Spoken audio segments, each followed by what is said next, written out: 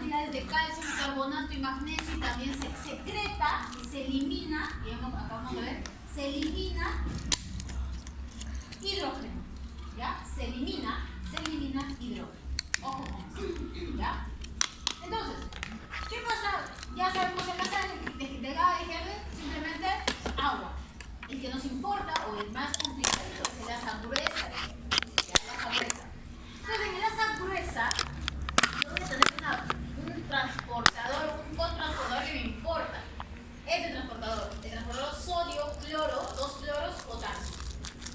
¿Y qué dijimos? Que para que se activen los transportadores secundarios se tiene que activar el transportador primario. Y por eso tenemos acá la bomba, 3 sodios, 2 potasios, ATPasa. Lo activo y con eso activo este transportador de sodio, 2 cloros, potasio. ¿Por qué es importante? Porque vamos a ver diuréticos, los diuréticos, que va a inhibir estos transportadores, ¿ya? Para poder eliminar líquido. Muy bien. Entonces, ¿qué más? ¿Qué va a pasar acá? Nosotros vamos a ver que se va a excretar, eso dijimos, que se va a excretar hidrogeniones. Y esos hidrogeniones al eliminarse van a ayudar a que ingrese también sodio.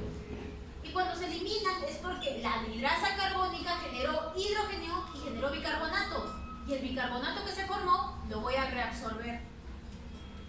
¿Y qué va a pasar con el potasio? El potasio está ingresando, pero vamos a tener canales de potasio que van a salir y vamos a sacar potasio. Lo vamos a sacar, lo vamos a llevar a la sangre y eso se va a llamar retrodifusión, así se llama. Y también vamos a tener canales RO que nos van a llevar al potasio fuera de la célula. Lo vamos a eliminar. ¿Y cómo yo reabsorbo? Usted me dijo, doctora, que se reabsorbía potasio, no que se eliminaba. Ya, se va a reabsorber por este mecanismo de retrodifusión, pero también se va a reabsorber por el mecanismo de ingreso paracelular. Sodio, potasio, calcio, magnesio. Mediante esto de acá. ¿Por qué se activan estos mecanismos paracelulares? Porque el voltaje en la luz ayuda a la reabsorción de diversos cationes. Se da un cambio de voltaje, un cambio de osmolaridad y yo puedo ingresar solutos mediante la vía paracelular. ¿Ya? El líquido tubular tiene una carga positiva respecto a la sangre. Como tiene más carga positiva, va de la mayor concentración a menor concentración. Y por eso se difunde. ¿Ya? El 50% de transporte de solutos es transcelular y el otro 50% es paracelular. ¿Qué sería paracelular? Esto, chicos. Entre célula y célula. Este es paracelular. Lo que ocurre dentro de mi célula, esto de acá, estos movimientos de acá, se llaman transcelular. ¿Ya? Paracelular, transcelular. ¿Ya? Movimientos dentro de la célula. En la célula. ¿Ya? Muy bien. Vamos a tener ahora los conductos distales y el conducto distal final y colector. ¿Por qué lo divido así? Porque el conducto distal, el túbulo contorneado distal, en la parte final va a tener, en su función, va a tener mucho parecido con el colector. Por eso yo lo coloco acá, conducto distal final y el conducto colector. ¿Qué quiere decir? Que nosotros vamos a tener, ¿no?, en la primera parte del túbulo distal, una reabsorción de sodio, magnesio, calcio, cloro. ¿Ya? Entonces, y cuando estamos hablando de la última parte del túbulo distal final y el colector, voy a tener una reabsorción de sodio, cloro, agua, pero miren, el agua, ¿qué dice acá? ADH. La anterior, que hemos visto, la reabsorción de agua, del túbulo contorneado proximal, en enlaza de gel, delgada, ¿necesitaba ADH? No. Esta sí necesita ADH. Necesita esta hormona, la hormona antidiurética. ¿Y dónde va a funcionar? En el túbulo contorneado distal y en el túbulo colector.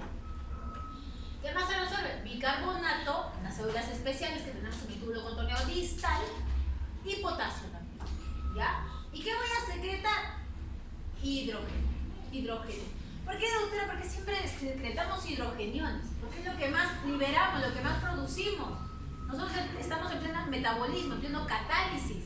Nosotros estamos acidificándonos en todo momento, en el momento que comemos, cuando respiramos, ¿no? Cuando realizamos nuestras actividades, cuando vamos al gimnasio, cuando hacemos deporte, estamos en plena acidosis.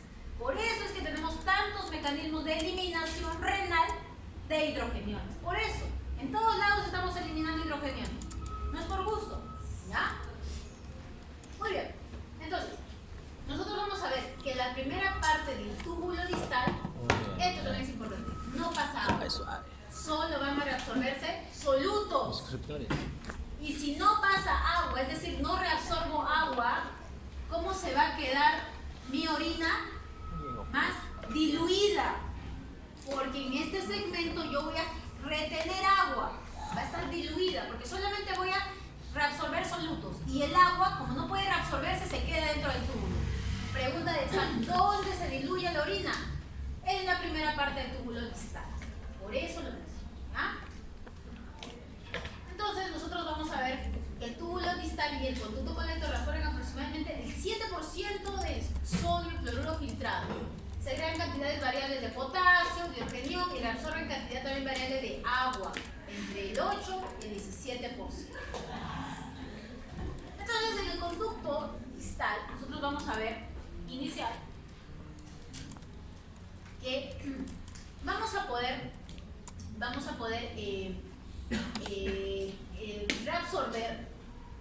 reabsorber algunos tipos de electrolitos, como ya lo hemos mencionado, y vamos a tener en cuenta que cuando el momento que vamos a reabsorber calcio, vamos a tener una hormona que ustedes seguramente ya lo han estudiado en la universidad de endocrino, que es la paratormona. La paratormona es una hormona, ¿verdad?, que se produce en la glándula paratiroides y que me va a ayudar a reabsorber calcio. ¿Y en dónde va a actuar? En la parte vasolateral. Porque en el calcio, en la parte tubular, el calcio va a tener sus canales. El cloro va a tener su canal de cloro. El magnesio va a tener su canal de magnesio. Van a ingresar, miren cómo ingresan. Les he puesto barquitos, sus transportadores. ¿Ya? A ver, para que se acuerden. Pero en la parte vasolateral, el calcio, para que pueda no reabsorberse, para allá mejor dicho, va a necesitar ¿qué cosa? La paratormona. ¿Ya? Muy bien. Entonces, nosotros vamos a ver también que vamos a tener diuréticos, los diuréticos tiacídicos. ¿Ya? Los diuréticos tiacídicos van a ser usados justamente acá, en el túbulo contorneado distal. ¿Y qué me van a inhibir? Me van a inhibir que se pueda reabsorber sodio, ¿verdad?, por el túbulo distal, y van a generar que se pueda excretar gran cantidad de sodio por la orina. ¿Ya? Esos son los diuréticos tiacídicos. Ya hemos visto que tenemos diuréticos de asa también, como la furosemida. ¿En dónde van a actuar, hemos dicho? En la parte del asa de gel. Por eso se llaman diuréticos de asa. Muy bien. Ahora tenemos la parte del conducto distal final y el conducto colector. Acá, chicos, vamos a tener dos tipos de células. ¿Ya? En realidad son tres tipos, pero vamos a tener la célula principal y la célula intercalada. En la célula intercalada vamos a tener dos tipos: las células tipo A y las células tipo B. ¿Ya? Acá les he puesto las células tipo A, ¿ya? Porque son las que me van a ayudar a reabsorber bicarbonato. En las células tipo B me van a ayudar a reabsorber hidrogeniones, pero lo que más vamos a tener va a ser de células intercaladas tipo A. Por eso es que son las que más se mencionan. ¿Ya? Muy bien, entonces acá vamos a tener una célula principal. Y la célula principal es la que va a tener los receptores de aldosterona. La aldosterona, ya ustedes lo han visto, es un mineralocorticoide que se forma en la corteza suprarrenal, ¿verdad? En la parte, ¿qué zona? Glomerular en la corteza suprarrenal. La aldosterona se va a estimular mediante el sistema renina-angiotensina-aldosterona. Y cuando ingresa, es un mineralocorticoide, es un esteroide que va a viajar y va a ingresar a la célula principal, ¿ya? Y va a activar genes, y esos genes me van a producir canales como el de NAC, como el canal RO de potasio, como la bomba sodio-potasio ATPase. ¿Para qué? Para que yo reabsorba sodio y para que pueda, ¿qué cosa? Eliminar potasio. Secreto potasio y reabsorbo sodio. En cambio, en la célula intercalada, nosotros lo que vamos a tener es la reabsorción de bicarbonato. ¿Ya? ¿Cómo? Entonces, en la célula intercalada nosotros vamos a tener que se va a tener agua y CO2 que lo podemos tomar ya sea en la parte tubular o del metabolismo que se genera en la célula simplemente. Hay un metabolismo acá. Y la anhidrasa carbónica lo que va a hacer es generar bicarbonato e hidrógeno. El hidrogenión en la célula intercalar tipo A es lo que voy a eliminar, ¿ya? Mientras que el bicarbonato lo voy a reabsorber.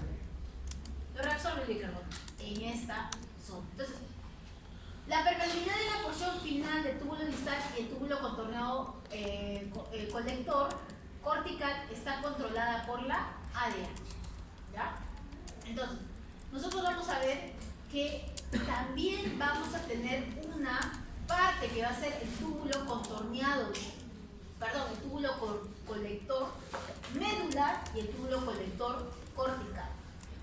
Muy bien, a esta. ¿Por qué es importante diferenciar entre túbulo colector? O sea, el túbulo colector, tenemos túbulo contorneado distal final y el túbulo colector, que van a hacer todo esto, van a tener ese tipo de células. Pero a la vez, el túbulo colector va a tener dos tipos de células. El cortical, donde se va a reabsorber la ADH, ¿verdad? Se va a reabsorber, el agua mediante la ADH. Y vamos a tener el túbulo colector medular, que va a generar, ¿qué cosa? La reabsorción de urea, ¿ya? De urea. Entonces, nosotros vamos a tener en cuenta que en el túbulo colector medular también voy a reabsorber sodio, cloro, agua, pero usando ADH, ¿verdad? Pero ¿qué también voy a reabsorber? Urea, ¿ya? Urea. También reabsorbo bicarbonato. Y el ion hidrógeno lo voy a secretar, ¿ya? Lo voy a secretar. Entonces, el túbulo colector medular es el lugar final del procesamiento de la orina. Determina la concentración final de estos solutos, ¿ya? Entonces, el túbulo colector es el que me dice, tu orina va a ser concentrada o tu orina va a ser diluida. El final, ¿ya? Si va a reabsorber o no reabsorbe. Características especiales. Permeabilidad al agua regulada por ADH. Ojo, si no hay ADH, no se va a reabsorber agua. Esta reabsorción de agua funciona sí o sí con ADH y genera un tipo de acoporinas. Ya no las acoporinas 1, las acoporinas 2, las acoporinas 3. Al contrario del túbulo contorneado cortical, el túbulo colector cortical, el túbulo colector medular es permeable a la urea. Acá la urea va a poder ser reabsorbida. Mire, la urea se reabsorbe. ¿Por qué, doctora, yo reabsorbo urea si yo lo que quiero es eliminar urea? ¿Para qué? Si en la orina lo que tiene urea. No toda la urea se va a reabsorber. Pero la urea me va a ayudar a crear ese mecanismo de contracorriente. Junto con el mecanismo de contracorriente van a hacer que pueda concentrar la orina. ¿En qué caso se va a activar esa reabsorción de urea? Por ejemplo, cuando nosotros estamos en una deshidratación, nos tomamos agua todo el día, ¿no? Se reactiva la urea, ¿ya? En las noches, por ejemplo, el ADH en la noche está en su pico, ¿no? El túbulo colector medular es capaz de secretar hidrogeniones contra una gradiente concentración de manera similar al túbulo colector cortical. ¿De chicos? Entonces, la urea en el túbulo colector medular va a ser permeable, va a poder ser reabsorbida. Y gracias al ADH, la ADH lo que va a ayudar es generar acoporinas para que el agua pueda ingresar y también va a generar que la urea, generar esos transportadores de urea para que esta urea pueda ser reabsorbida. ¿Ya? Para que esta urea pueda ser reabsorbida. Muy bien. Entonces, nosotros vamos a ver que en todo este proceso, que ya es la parte final del proceso de la reabsorción, ¿verdad? Vamos a ver que se va a ir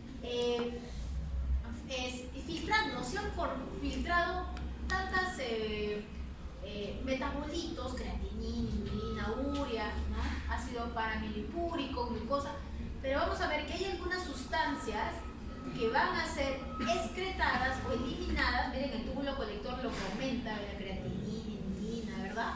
Y va a haber sustancias que ya ni siquiera van a llegar al túbulo colector, como la glucosa, proteínas, porque acá nomás se reabsorben en el túbulo proximal. Y va a haber sustancias como el cloro, el potasio, el sodio, que va a haber una jugada.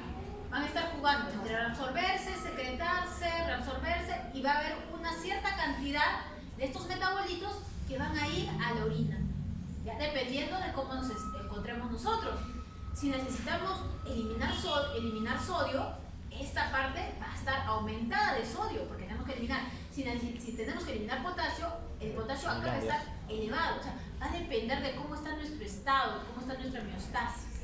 ¿Ya? Muy bien, entonces resumiendo, nosotros vamos a ver que tenemos las partes de la nefrona, ¿no? Están acá, la resorción de solutos, la resorción de agua y la secreción. En la resorción de solutos vamos a ver que el 99% de glucosa, aminoácidos, vitaminas y los solubles van a ser resueltos. 70% del sodio, 80% del potasio, bicarbonato, calcio y magnesio. ¿Se reabsorbe agua? Sí, se va a reabsorber agua y se va a secretar. Hidrógenos, aniones orgánicos, cationes sólidos. Asa de Henle, la delgada. Reabsorción de solutos, hemos dicho que no, ¿verdad? Nada de solutos. ¿Se reabsorbe agua? Sí, ¿verdad? ¿Se secreta algo? No. Simplemente se reabsorbe agua. La asa de Henle, la gruesa. Reabsorción de solutos, sí, sodio, cloro, ¿verdad? Ahí tenemos el transportador sodio, cloro, potasio. Reabsorción de agua, impermeable, nada de agua, nada se secreta. Túbulo contorneado distal, sodio, pero con la aldosterona y se le va a llevar por sí el cloro. Reabsorción de agua, impermeable. ¿Ya? Y acá al inicio es donde se va a formar la orina diluida. Secreción, potasio, gracias a la aldosterona y el hidrógeno. Y en el túbulo colector, el sodio, ¿no? Sobre todo en la parte cortical, que va a actuar la aldosterona. Y vamos a ver que reabsorción de agua, si no tiene ADH, no se va a reabsorber. Si tiene ADH, sí se va a reabsorber. En la secreción tenemos los hidrogeniones y el potasio se va a secretar siempre y cuando haya aldosterona. Si no hay aldosterona, no se va a eliminar el potasio. Igual que el túbulo contorneado distal. Muy bien. Regulación de la resorción tubular. ¿Qué quiere decir? Acá tenemos un equilibrio, tenemos que tener un equilibrio glomero-tubular. Entonces, la capacidad de los túbulos de aumentar la reabsorción en respuesta al incremento de la carga tubular se considera la segunda línea de defensa. ¿Qué quiere decir? Vamos a ver. La filtración glomerular más o menos está entre 125 mililitros por minuto, ¿verdad? Que es el glomérulo. Entonces, esto me va a generar una reabsorción tubular absoluta de 81 mililitros por minuto. Esa es la reabsorción tubular. ¿Qué sucede? Si es que mi filtración aumenta a más de 150 mililitros por minuto, mi reabsorción tubular también va a aumentar a más o menos 97.5 mililitros por minuto. Aumenta mi filtración, aumenta mi reabsorción. ¿Ya? Entonces, vamos a ver los mecanismos responsables del equilibrio glomérulo-tubular. Ahora, acá tenemos la tasa de filtración glomerular. ¿Ustedes qué han aprendido en filtración? ¿Qué dijimos en filtración? Vamos a tener unas presiones. Las presiones hidrostáticas y las presiones coloidosmóticas, ¿verdad? Podemos tener presiones coloidosmóticas en las diferentes partes de nuestro túbulo o de nuestra nefrona. Podemos tener un aumento de, por ejemplo, de presión coloidosmótica en la parte capilar de mi glomérulo. ¿Cómo? Aumentando la cantidad de productos que voy a filtrar. ¿Quién me da esa presión coloidosmótica? Las proteínas. Si yo tengo gran cantidad de proteínas, mi presión coloidosmótica capilar va a aumentar. ¿Ya? Entonces, ¿qué es lo que sucede? También, ¿qué más puede ser? Los aminoácidos, como les dije, y la glucosa. ¿Ya? Entonces, cuando eso aumenta, ¿no? Va a aumentar también mi tasa de filtración glomerular. ¿Y qué ocurre? cuando aumenta mi tasa de filtración glomerular y aumenta mi filtración de glucosa y aminoácidos, el sodio va a trabajar más. ¿Y a quién va a reabsorber? A glucosa, aminoácidos. Y al reabsorber glucosa y aminoácidos, ¿dónde van a irse? Acá, a mi espacio intersticial y luego a mis vasos sanguíneos, a mis capilares peritubulares. Entonces, si yo aumenté la reabsorción de glucosa, estoy aumentando la presión coloidosmótica. Primero en la parte intersticial y luego en la parte vascular, ¿ya? Porque yo reabsorbo. Aumento la presión coloidosmótica, la parte glomerular, lo voy a aumentar en la parte tubular, lo voy a aumentar en la parte intersticial porque se va a reabsorber y como se reabsorben los vasos, aumento la presión coloidosmótica en la parte capilar. ¿Ya? Entonces vamos a...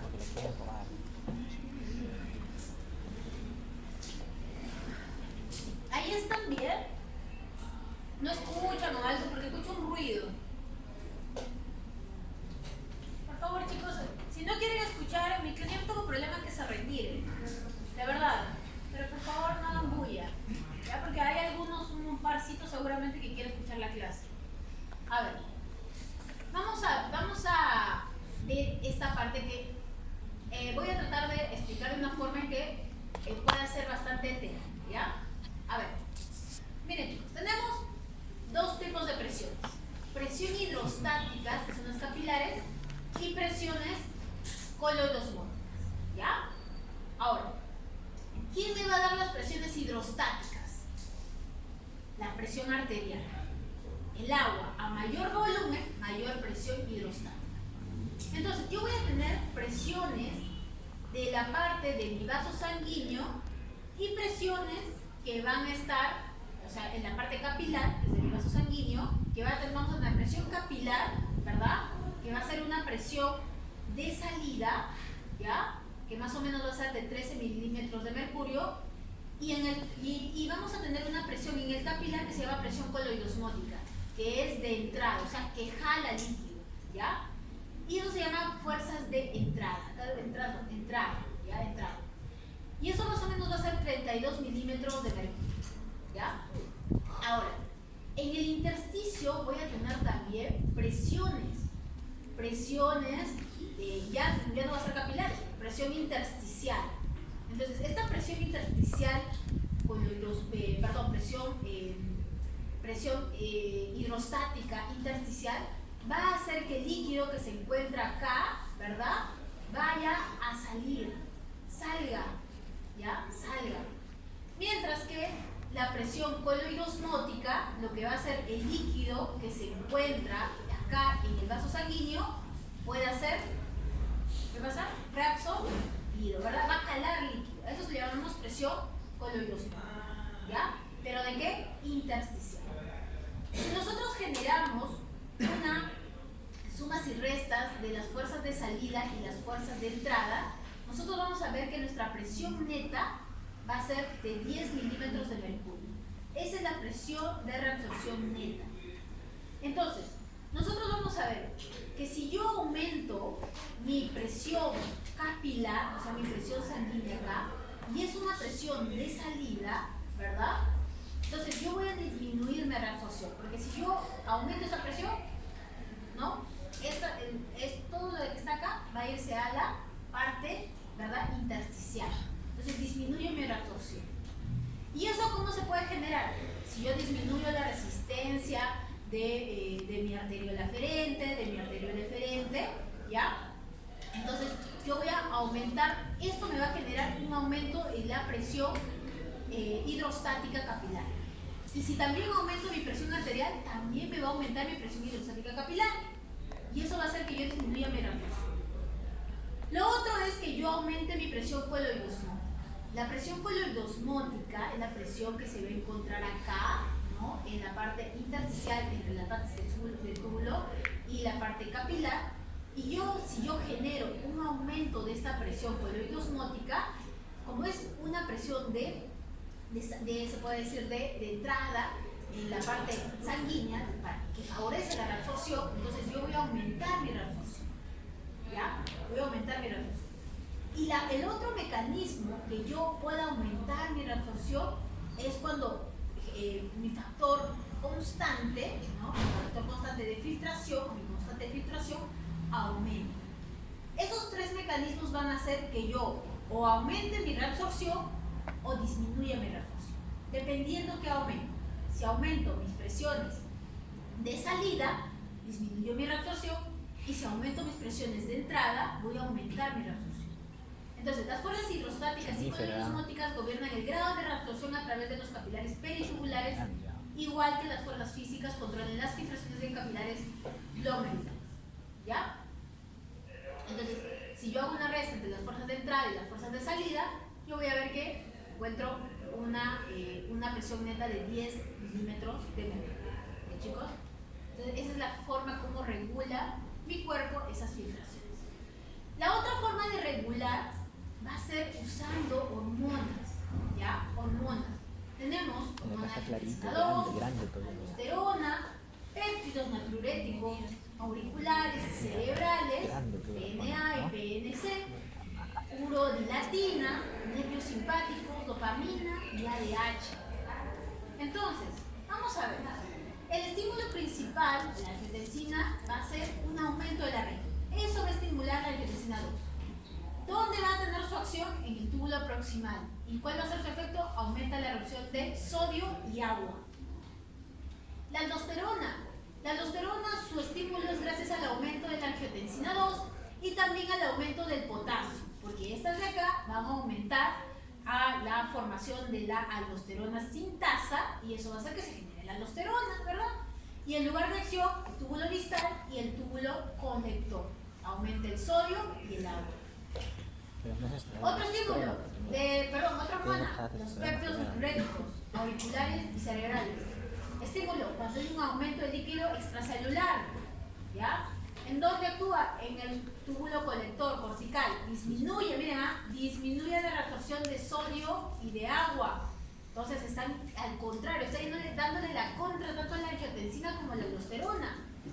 La urodilatina, por otro lado, va a tener su acción en el conducto colector, va a aumentar, va a ser estimulado por aumento de líquido extracelular y lo que hace es disminuir la reabsorción de sodio.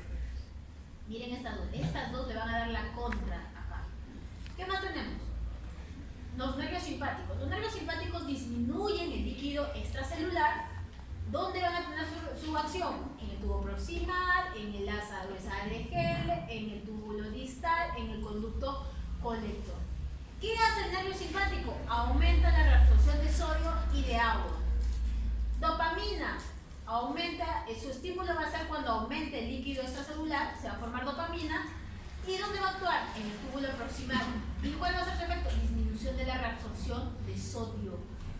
Mientras que el ADH, su estímulo principal es el aumento de la presión osmótica, lo cual, y también la disminución del líquido extracelular, pero sobre todo el aumento de la presión osmótica, y va a actuar en el túbulo distal, en la parte final, y en el conducto colector.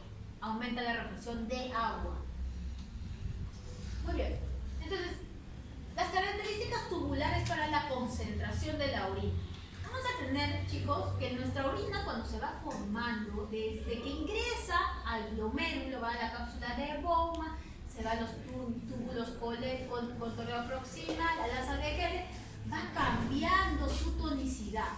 Vamos a tener un filtrado isotónico, porque va a venir directamente del plasma todo lo que se filtra, y va a ir cambiando hasta un filtrado hipertónico, ¿ya? Un filtrado hipotónico, ¿verdad? Y lo que vamos a eliminar, dependiendo de cómo nos encontremos en ese momento.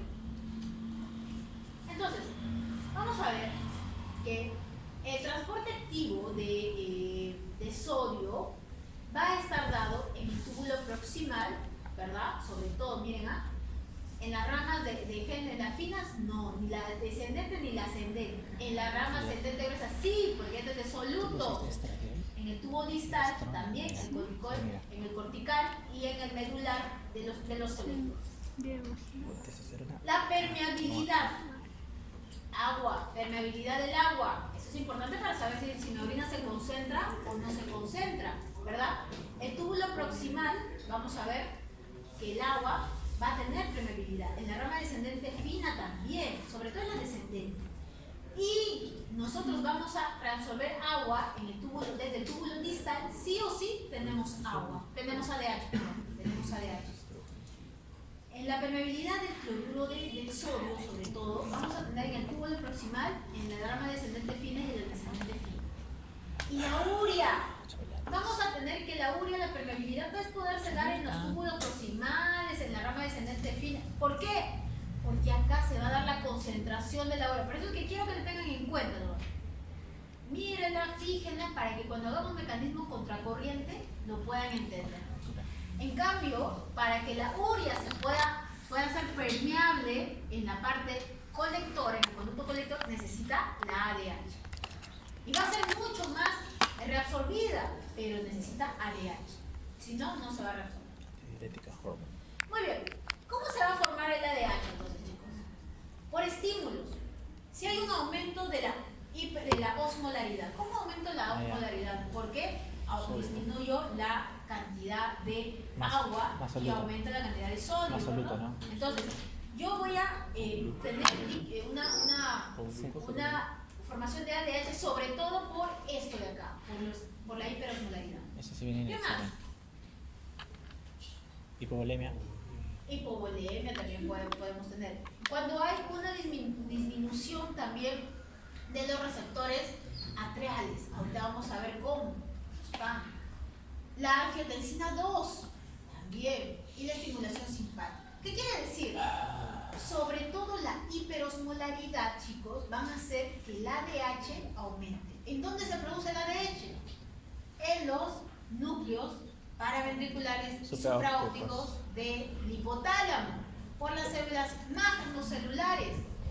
Y esos de acá van a viajar hacia dónde, los axones van a ir hacia la neurohipófisis, van a almacenarla y van a ser secretadas por las venas hipofisiarias. Y van a ir, la vasopresina va a viajar. Van a viajar a los vasos sanguíneos por receptores beta 1 y van a viajar al riñón y se unen a sus receptores B2, no beta no, perdón, B1 y B2, ¿ya? B1 y B2. ¿Qué? Los B1 en la parte de los vasos sanguíneos van a hacer vasoconstricción, ¿ya? Vasoconstricción. Mientras que la vasopresina en el riñón va a aumentar, ¿qué cosa? La reabsorción de agua. Y eso va a incrementar la presión arterial, ¿ya? Esa va a ser la de. Y en los riñoncitos, nosotros vamos a ver que va a funcionar, sobre todo en el conducto colector, ¿ya? En el conducto colector es donde yo voy a formar mis receptores de ADH. ¿Qué pasa? Cuando yo formo ADH, el ADH que viene por la sangre, ¿verdad? De la neurohipófisis, va a ir a sus receptores que tienen el túbulo colector, se va a unir la ADH con su receptor y va a producir unos cambios nucleares para la formación de las llamadas acoporinas. Y las acoporinas se van a unir acá, en la parte apical del túbulo colector, para la reabsorción de agua. Y así comienzan a reabsorber agua, ¿ya? Entonces, esas son las acoporinas. Entonces, nos vamos a... para poder entenderlo mejor. Acá tenemos el ADH, este es el receptor de proteína G. Acá tenemos el receptor B2, ¿verdad? Receptor B2 en el túbulo colector. Y cuando tenemos una proteína G, eso ya lo saben, proteína G es activación de la ciclasa, aumenta el AMP cíclico. El AMP cíclico comienza a activar proteinquinasas, aumenta proteinquinasas. Estas proteinquinasas van a activar todos los procesos celulares. ¿A dónde? En el núcleo. Y comienza la síntesis de proteínas. ¿Qué tipo de proteínas? Acoporinas. Comienzan a formar acoporinas. Y se van pegando, ¿no? ¿Dónde? En la membrana celular. Se van uniendo en la membrana celular, en la parte apical. ¿Para qué? Para que cuando venga el agua, esas acoporinas empiecen a funcionar y ya comiencen a reabsorber el agua. Así funcionan las acoporinas. ¿Y qué pasa cuando ya no, el ADH deja de funcionar? Ah, fácil. Las acoporinas mediante lisosomas y las degrada y deja de funcionar, ¿ya? Regulación del volumen y osmolaridad. Y acá está la función de la sed. En el control de la osmolaridad y la concentración de sodio del líquido extracelular. ¿Qué vamos a tener, chicos? Lo que decía. Cuando hablamos de la sed, estamos hablando de un aumento de ADH. De todas maneras. Porque para que nosotros llegamos a tener sed, es porque de verdad estamos llegando a estar deshidratados. O sea, sed en realidad. ¿Ya? Ya. Ahora, núcleo paraventricular, núcleo preóptico. ¿Qué van a activar a mis núcleos? Unas neuronas que están pegaditos a los núcleos, que se llaman osmoreceptores. Estos osmoreceptores, chicos, se van a activar gracias a que en esta parte del hipotálamo no hay barrera hematoencefálica. Y gracias a que no hay barrera hematoencefálica, cuando hay una concentración alta de solutos en el plasma, lo que va a hacer es activar al núcleo paraventricular y al núcleo preóptico. Y eso va a hacer que se active un aumento del ADH. ¿Okay? Comienza a aumentar el ADH como almacenando la cadena de glucosa, ¿ya? Aquí en el lóbulo posterior. Y mira acá por su plexo capilar. Entonces, osmolaridad del suero y disminución del volumen sanguíneo va a hacer que se secrete el ADH y va a hacer que me produzca la sed. Esa secreción de ADH se va al riñón, el riñón absorbe agua y la sed va a hacer que yo ingiera agua, ¿verdad? Y aumenta el volumen del agua extracelular. ¿Listo? Y cuando ya aumenta el volumen extracelular, así como ustedes lo han aprendido en sus clases de endocrino, las retroalimentaciones negativas, acá también va a haber una retroalimentación negativa. Simplemente aumenta el volumen de agua, estos osmoreceptores ya no captan un aumento de la osmolaridad y comienzan a desactivar la formación de ADH. Igual, se llama retroalimentación. Entonces, para que uno tenga sed, que incremente la sed, hay un estímulo digestivo. Un estímulo digestivo que hace que se seque la boca, sobre todo, no la sequedad en la boca, ¿no? Eso es digestivo. ¿Qué quiere decir? No solamente porque lo gástrico es digestivo, estamos hablando de todo el tracto digestivo. Y una sequedad en la boca, la parte de la mucosa del esófago, ¿verdad? Hay una sequedad. Eso va a activar a la región anterolateral, que es el núcleo de los núcleos preópticos, que lo llamamos centro de la sed. Entonces, cuando hay un incremento de la sed es porque tenemos alta osmolaridad plasmática, disminución del volumen de sangre, disminución de la presión arterial y un aumento de la angiotensina 2. Eso es mi señal de que tengo que activar sí o sí el ADH. ¿Ya? ¿Y cómo disminuyo cómo voy a disminuir la sed? ¿Cómo se disminuye la sed? Porque imagínense, tienen sed y empiezan a tomar agua y no hay cuando pare la sed. La distensión gástrica. Cuando hay una distensión gástrica por agua, por líquido, eso hace que calme la sed. Calme esa sensación de tomar agua. Porque eso va a ayudar a que disminuya la osmolaridad plasmática, aumenta el volumen de sangre, aumenta el volumen de presión y disminución de mi angiotensina 2. Entonces, esto es lo que se da cuando se va a dar el umbral de la sed. Cuando el sodio plasmático aumenta solamente a mayor de 2.000 equivalentes por litro de lo normal, se activa mi umbral de la sed. Voy a ver acá. Umbral osmótico para la sed, umbral de ADH. ¿No? Entonces el umbral de ADH comienza a activarse. Primero aumentamos el ADH y después tenemos sed. O sea, por eso les dije, ¿no? Ya cuando tenemos sed es porque ya estamos deshidratando, ¿no? Grado 1, grado 2, ya estamos en un gran grado de deshidratación. Y hay un momento hasta que desaparece la sed. Ya cuando desaparece la sed ya son grados de deshidratación más graves. ¿Ya? Entonces, nosotros vamos a ver que el ADH va a ir aumentando y ya cuando tenemos un umbral osmótico de la sed, el ADH está en 4 microgramos por mililitro, ¿no? Y la osmolaridad urinaria, o sea, la osmolaridad de la orina, como está concentrando, va a estar entre 800 a 1000 miliosmoles por kilo, ¿ya? De agua. Y el volumen urinario, obviamente, que va a disminuir, ¿no? Disminuye el volumen urinario si es que yo tengo sed, porque tengo que ahorrar agua, no puedo eliminar. Entonces vamos a tener diferentes sistemas, chicos. A ver. Sistema renina, angiotensina, aldosterona. ¿Cuándo se activa? Justamente por eso. Deshidratación, hipovolemia, ¿no? el calor, ¿verdad? Todo lo que me produzca disminución del líquido de mi cuerpo. Disminuye la presión arterial y disminuye la hemoglobina. Esto va a hacer que se disminuye mi carga tubular de sodio. Miren, todo esto disminuye mi carga tubular de sodio. Y va a hacer que yo active esto de acá. Entonces, cuando yo disminuyo mi volemia, va a venir la sangre por la arteria aferente, perdón, por acá. Y yo voy a tener unas células que se llaman las células yuxtaglomerulares, que están por la arteria aferente. Y mi túbulo contorneado distal va a estar pasando por acá, ¿ya? Y este túbulo contorneado distal va a tener la llamada, unas células que han cambiado de forma y se van a llamar mácula densa. Esas celulitas que han cambiado de forma se les llama mácula densa, pero siguen estando en el túbulo contorneado distal. Entonces, ¿qué me va a ayudar? En dosificar. ¿En dónde voy a censar? ¿Dónde voy a dosificar? Es como si tuviese policías. Policías de la sal y del agua. Entonces, policías voy a tener acá en mi arteriola aferente y acá en mi túbulo contorneado distal. Para ver cuánta sangre y cuánto sodio está pasando por mi arteriola aferente, eso me va a dar como que un conocimiento de saber cómo está mi presión arterial y cuánta orina se está formando en el túbulo. Estos sensores van a medir la orina que se está formando. Si es una orina muy concentrada, si es una orina diluida. Por eso es que tenemos todo este aparatito, se llama aparato yuxtaglomerular. ¿Ya? Yuxtaglomerular.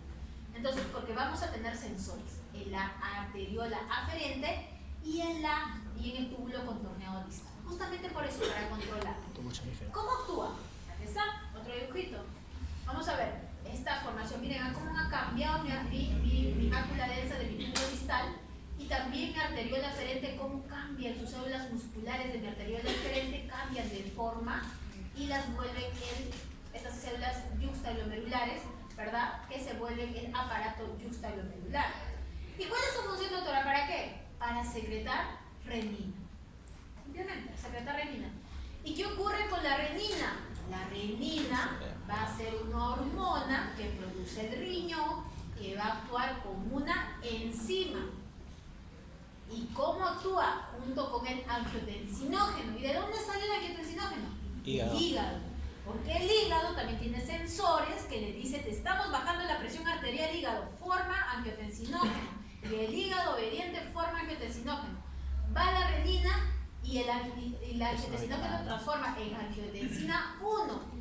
Esta angiotensina 1 es poco activa, ¿ya? Poco activa. ¿Y qué pasa?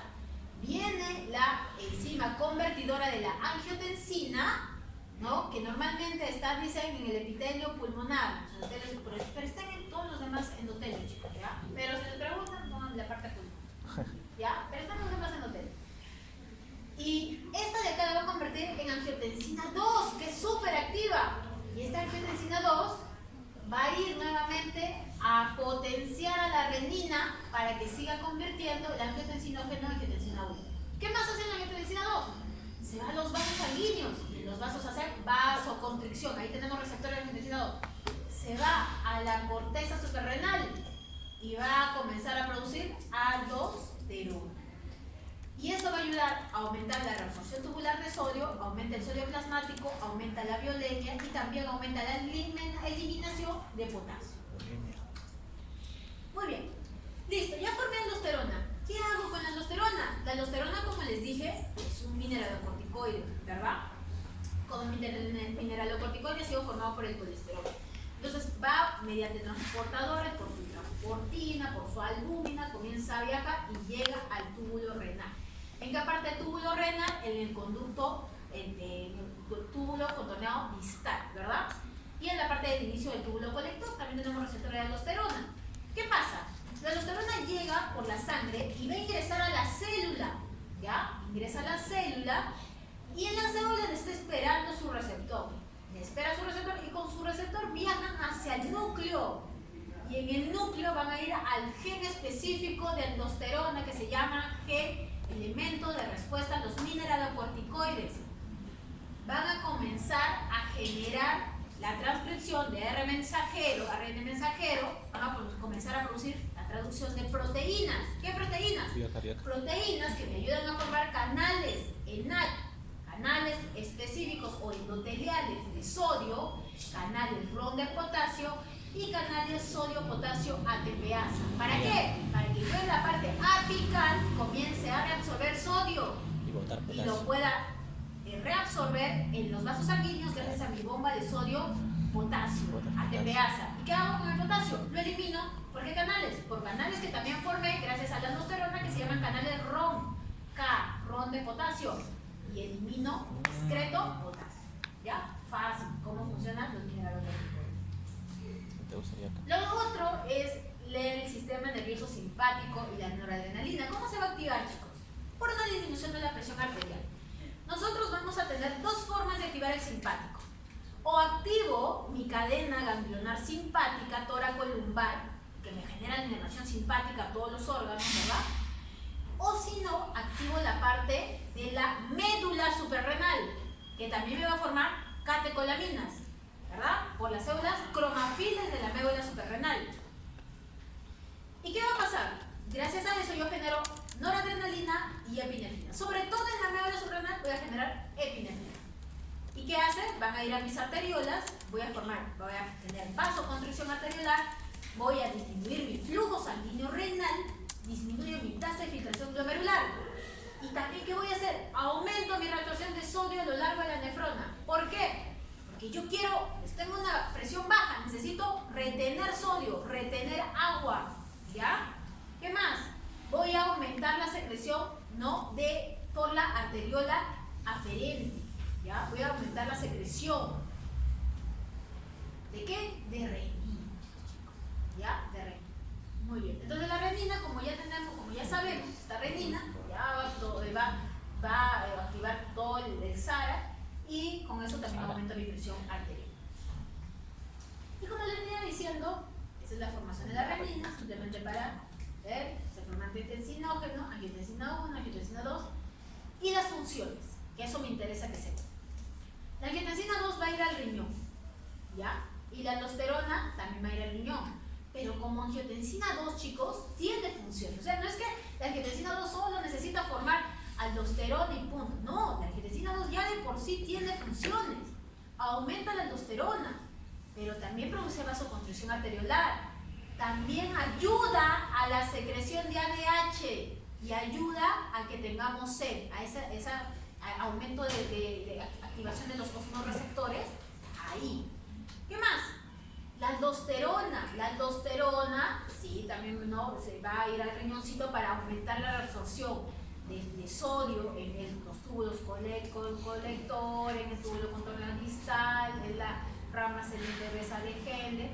Aumenta la reabsorción de sodio en el túbulo próximo. Muy bien, péptidos natriuréticos. Acá venimos con lo distinto, ¿verdad? ¿Qué es lo que pasa con los péptidos natriuréticos? Acá estos péptidos se van a activar cuando yo tengo una expansión del volumen plasmático. O sea, tengo más volumen de lo que de verdad necesitaría. ¿Y cuándo hay esto?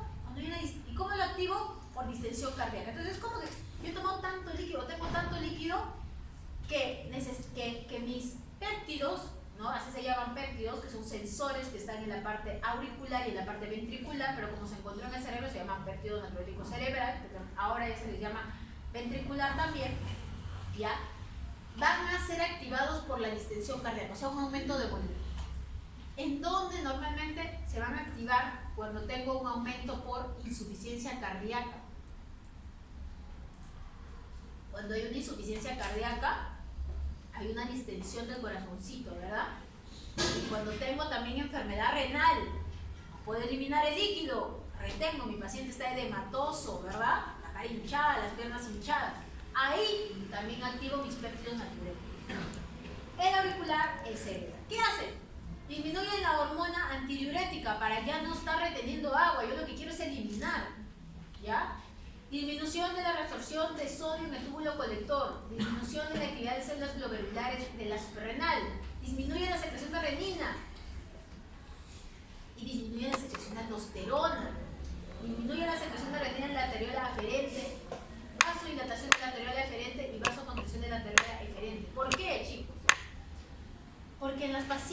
tienen enfermedad cardíaca, ¿verdad? Hipertensión, volumen elevado, ¿verdad? Sodio, agua, ellos aumentan su formación de aldosterona. Y la aldosterona, que produce, aparte de toda la retención del líquido, remodelación cardíaca, fibrosis cardíaca, hipertrofia ventricular. Gracias a mis péptidos, gracias, ¿no?, a esos pacientitos, estos péptidos le ayudan a disminuir esta aldosterona que les está generando daño. No digo que la aldosterona sea mala, digo que en esos pacientes, sobre los cardíacos, la aldosterona es una aldosterona crónica que les produce daño a ellos, ¿ya? Entonces, estos péptidos hacen todo lo contrario. Muy bien, aumento mi velocidad de filtración glomerular para poder eliminar el sodio. Eso es lo que hacen mis péptidos natriuréticos, ¿ya? Muy bien, entonces yo lo que tengo que tener es un balance. Un balance que me debe generar la homeostasis entre los péptidos natriuréticos, ¿ya? El A, el B y el C, y el SAR, ¿ya? O sea, el sistema renina, angiotensina, aldosterona. Porque uno me va a producir inhibición del sistema nervioso simpático, antimitogénesis, es lo que les digo, que la hipertrofia ventricular izquierda de los hipertensos, inhibe el SAR, la natriuresis, o sea, elimino sodio, anticrecimiento, porque también produce un remodelado de los vasos sanguíneos, vasodilatación. En cambio, SARA activa, ¿no? Activa el sistema nervioso central, perdón, nervioso simpático. Promitogénesis, comienza a generar vasos sanguíneos, reabsorbe más sodio, procrecimiento, vasoconstricción, ¿no?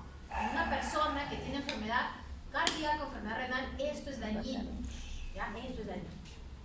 Muy bien. Entonces, la excreción renal de sodio, ya para terminar, estamos terminando, la excreción renal de sodio aumenta como respuesta a la elevación del volumen de líquido extracelular. Y la expansión del volumen, chicos, va a activar mis péptidos natriuréticos y disminuye mi ADH.